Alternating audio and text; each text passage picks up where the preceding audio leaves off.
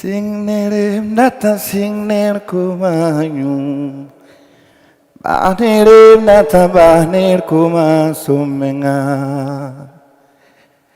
Singnere nata singner kumayu Banere nata banir kuma sumenga Singnere nata singner kumayu Banir lata banir kuma sudmenga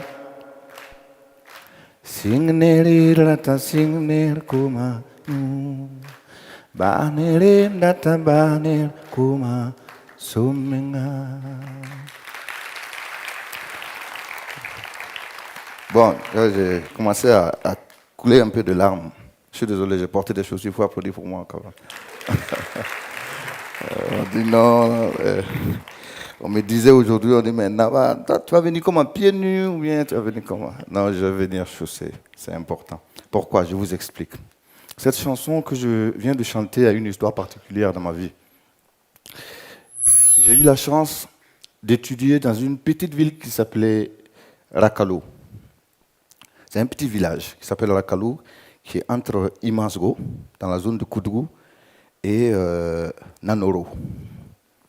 Et dans ce petit village-là, c'est là où ma mère vient de ce village, de Rakalo. Et chaque week-end, je devais revenir à Koudou. De ce village, je venais à Koudou pour voir mes frères qui sont à Koudou.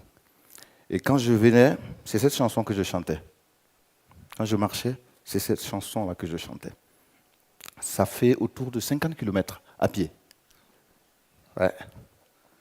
Je le faisais à l'époque parce que mon frère était enseignant à Koudou et qu'il fallait venir tous les week-ends pour avoir ce qu'on appelle un bol de gari. Je ne sais pas si vous connaissez. Voilà. C'est ça qu'il fallait avoir. Il faut venir chercher le gari pour aller manger. Et je chantais ça. C'est bizarre, cette chanson, en fait, c'est une chanson qui m'a bercé, au fait, depuis que j'étais dans le ventre de ma mère. Parce que c'était... Cette chanson, ma mère, elle la chantait tout le temps. Singnere, m'data singnere koma nyu. La bahnere même m'data bahnere koma somenga. Elle disait, je veux l'eau du bon commencement là pour boire, mais je veux aussi l'eau de la bonne fin là pour me laver. Qui voudrait pas voir une bonne fin dans la vie? Pourquoi je vous parle de cette chanson? Quand je chantais que je prenais la route de Rakalo, que je partais à Koudou, c'était incroyable. C'est sur la voie, la petite voie là, tu as des enfants, tu as de l'eau, tu traverses des zones pleines d'eau, et puis tu avais une véritable verdure quand même. Tu avais beaucoup de verdure, tu étais dans la brousse, tu marchais jusqu'à ce que tu arrives à Gaudin, pour ceux qui connaissent cette zone. Il y avait encore beaucoup d'arbres, beaucoup de verdure. Il y a de cela 7-6 ans, je suis reparti dans la zone. Et parce que mon grand-père n'était plus, et je suis allé, j'étais devenu un artiste connu au Burkina Faso. Donc je ne pouvais pas aller n'importe où comme ça. Donc, cette fois-ci, il fallait que je trouve une solution. Je suis allé. Et j'étais... Mais je ne sais pas, je ne comprends pas bien français, mais je vais sortir un mot, peut-être que c'est estomaqué. C'est-à-dire que je tombais des nues. Là même, où nous-mêmes, pour passer avant, là, il faut qu'on guette les routes pour pouvoir sauter comme ça, pour passer là. Parce qu'il y avait l'eau partout là. Les enfants là, eux, ils jouent au ballon là-bas. Je ne sais pas si vous voyez l'image. C'est-à-dire, là où il y avait les mares d'eau, où il y avait de l'eau, et puis nous on s'arrêtait, on regardait, on se débrouillait, les gens mettaient des trucs pour passer. Là-bas, c'est devenu un terrain de football.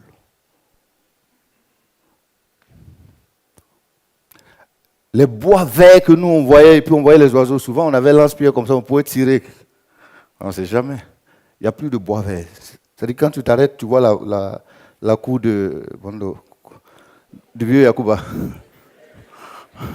Tu vois là-bas en même temps. Tout a séché.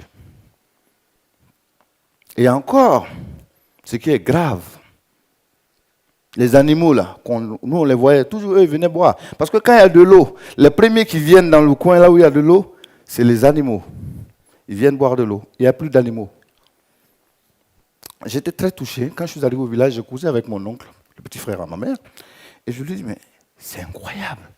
C'est parti tellement vite. Moi, il y a longtemps, je suis venu, mais tout a subitement changé. Il me dit, ce n'est pas seulement tout ça là qui a subitement changé. En plus que tu vois qu'il n'y a pas d'eau, qu'il n'y a plus d'arbres, c'est qu'il y a la faim. On n'en a plus à manger. Vous savez, quand j'étais élève, j'avais une bourse. On me payait une bourse parce que j'étais très bon élève. J'ai réussi à avoir une bourse, c'était 26 320 francs, combien, pour ceux qui se rappellent. À l'époque, la bourse. J'avais réussi à avoir une bourse. Mais j'ai abandonné ma bourse. Et puis, je suis allé faire de la musique. Je reviens derrière, je vous ai mis quelque part, mais je reviens. Quand je suis allé faire la musique, mes parents ils disaient non, voilà, il y a comment, toi tu laisses une bourse? Les gens cherchent bourse. Toi tu as eu une bourse, 26 320 francs. Il a laissé la bourse pour devenir chanteur. Et ce qui était grave, c'est que je ne chantais pas comme aujourd'hui, j'étais rappeur. Donc, c'était pas facile. Mais eux, ils ne pouvaient pas comprendre. Quand j'explique tout ça, j'étais rappeur. Et puis ensuite, mais pourquoi je voulais devenir chanteur? Je me suis toujours posé la question, pourquoi moi-même je veux devenir chanteur? Souvent, je m'assois et je me dis, mais pourquoi je veux devenir chanteur? Mais j'ai compris en fait pourquoi je voulais devenir chanteur. Parce qu'en fait, la seule chose que je n'arrive pas à accepter, c'est l'injustice. La seule chose que je trouve injuste, c'est l'injustice. La seule chose que je trouve imparfaite, c'est l'injustice. J'ai du mal à voir une personne qui marche et qui a faim, ou une personne qui marche et qui a du mal à marcher. Tiens, tout à l'heure, quand on rentrait dans la salle, le vieux Yacouba, quand il marchait, il avait du mal à marcher sur les escaliers. Du coup, mon prédécesseur tout à l'heure l'a attrapé et l'a fait monter ça. Il faut applaudir ce geste. Vous savez, ce qui fait que le Burkina, notre pays, à un moment donné, a applaudi en disant on a gagné des victoires, c'est quand il y a eu une solidarité. Quand les gens se sont mis ensemble. Alors c'est là que j'ai compris pourquoi moi, quand je regarde ce geste-là, le vieux là, quand il passait, j'ai même enlevé mon téléphone et j'ai torché.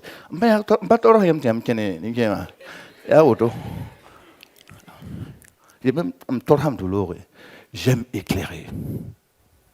Je me suis dit, j'ai arrêté les études là parce que moi, j'aime éclairer. Parce que je me suis dit, je ne peux pas rester autour de 4 murs comme ça là. Qu'est-ce que je vais changer? Je vais devenir un professeur ou un fonctionnaire dans 4 murs. Et puis je vais signer les conventions ou les contrats. C'est bon. Je suis désolé, hein, je ne dis pas que les fonctionnaires, hein, pardon. De toute façon, moi-même, je viens vers vous pour prendre l'argent. Oui, oui. Mais je ne me trouvais pas là-dedans. Chacun doit trouver là où il est. Et là, la mission pour laquelle il est là. Et moi, je pense que ma mission, je me suis trouvé un peu trop social pour faire du business. J'ai voulu faire un métier dans lequel je peux changer les choses, changer les gens, apporter quelque chose. Je crois que je peux. Parce que, vous savez, avec la musique, si je chante tout de suite un refrain, vous allez reprendre, oui ou non? Si je fais un concert, si c'est des 1000 francs, vous allez venir, ou bien? Vous allez payer pour entrer. Mais si le président vous dit, venez écouter le discours, 1000 francs, qui va venir? Vous voyez? C'est pour ça, je crois, quand je me suis posé la question, j'ai dit, ok, je comprends pourquoi j'ai choisi de faire la musique. Parce que je suis quelqu'un qui aime partager. J'ai toujours aimé parler pour l'autre, faire de sorte qu'il n'y ait pas de tristesse dans le visage de celui que je regarde en face. Parce que dans chaque visage qu'on regarde, on a nous là-dedans. Si elle est belle, notre avenir est belle. Et quand j'ai dit à mon oncle, ça valait le coup quand même. Depuis là, Je parle, je vois pas. Donc, à un moment donné, j'ai douté, j'ai voulu sortir. J'ai dit, mais bon, je parle, les gars, ils applaudissent. Applaudissez quand même. Voilà. Alors, j'étais là, mais je vais revenir là. Mon oncle était là. Et il me disait, donc, il n'y a pas seulement que ça qui manque. Il y a la faim aussi. Nos eaux ont tari. Mon village, sur la route de Rakalou pour rentrer à Koudou, c'est plus pareil. Il n'y a plus d'eau. Les animaux meurent. Moi, je suis un artiste. Ce n'est pas chaque fois seulement qu'il faut savoir l'eau, kawati, l'eau, limata, c'est bon. Et je me suis dit, moi j'ai toujours dit à ma mère, si mon ami mange Zakaria, la vieille, il faut donner nourriture. Si Zakaria mange qu'il est rassasié, moi aussi je suis rassasié. C'est mon ami Zakaria. Il me dit, oui, Zakaria, j'aimais partager. Alors, quand je regarde ce que nous sommes en train de laisser aujourd'hui comme monde pour nos générations, je me dis, on est égoïste. Je suis désolé, hein, je vais être violent. J'ai demandé ce soir à ce que ma fille, elle vienne dans la salle et qu'elle vienne voir. Parce que quand je regarde ce qui est en train de se passer là, j'ai peur. Vous vous imaginez que, comme l'a dit le vieux, et comme l'a dit tout à l'heure Kaito, nous on s'en fout, nous on vit pour nous. On ne vit pas pour les enfants, là, les petits, ceux qui arrivent, les générations qui sont en train de venir. On s'en fout d'eux en fait. On sort, voilà, on casse les bois. Vous vous rappelez, à l'époque, même aujourd'hui, même là, quand tu prends les voies, vous avez des camions qui sortent comme ça, des gros camions chargés de bois. Dans un pays où il n'y a pas de bois, un pays sec. Mais il y a des camions chargés de bois. Tous les jours, on va couper les bois, tout ça. On ne pense jamais à reboiser. On ne pense jamais à replanter. Même devant votre porte, quand vous sortez, quand les gens sortent. Moi, aujourd'hui, la chose qui me tue, c'est quand les sachets plastiques, regardez les sachets plastiques. On n'a aucune volonté pour demain. On n'a aucune volonté. On n'a que la volonté pour nous-mêmes. On pense à nous, ce qu'on va avoir aujourd'hui, et puis on va être devant. Regardez les sachets plastiques. Est-ce que c'est obligé quand on va peut-être à Lisa Market, je vais faire la publicité quand même, quand on va à Lisa Market, il faut dire, regarde, je ne veux pas de sachets plastiques. Regardez les sachets plastiques, vous avez voté des lois. La dernière fois, j'étais chez moi à la maison, il y a eu un vent qui se soulevait, les sachets l'ont occupé tout, je ne voyais plus les nuages. Il y a des sachets en l'air, vous les voyez ou pas? Mais qu'est-ce que vous voulez laisser pour les générations qui viennent? Rien. Regardez, je vais vous donner un exemple qui m'a beaucoup touché, le Rwanda.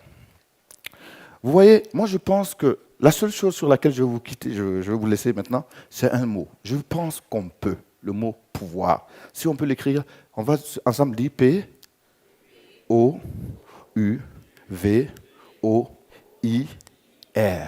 Pouvoir.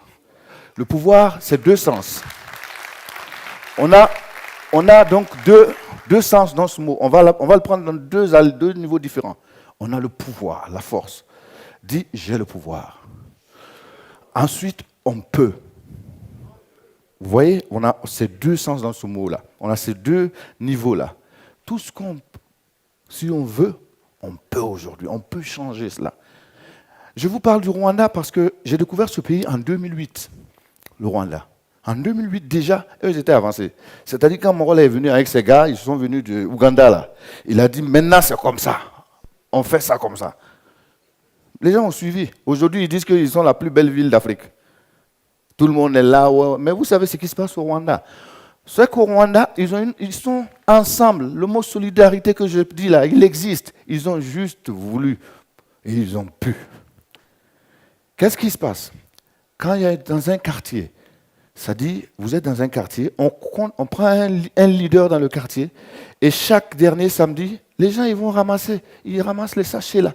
D'abord, les sachets même n'existent pas. Mais les papiers que vous jetez là, ils ramassent tout ça. Vous voyez, ils rendent leur environnement propre. Regardez ici. Oh, les voisins ne se parlent pas à Ouagadougou, c'est dommage. Vous voyez que les voisins ne se parlent pas?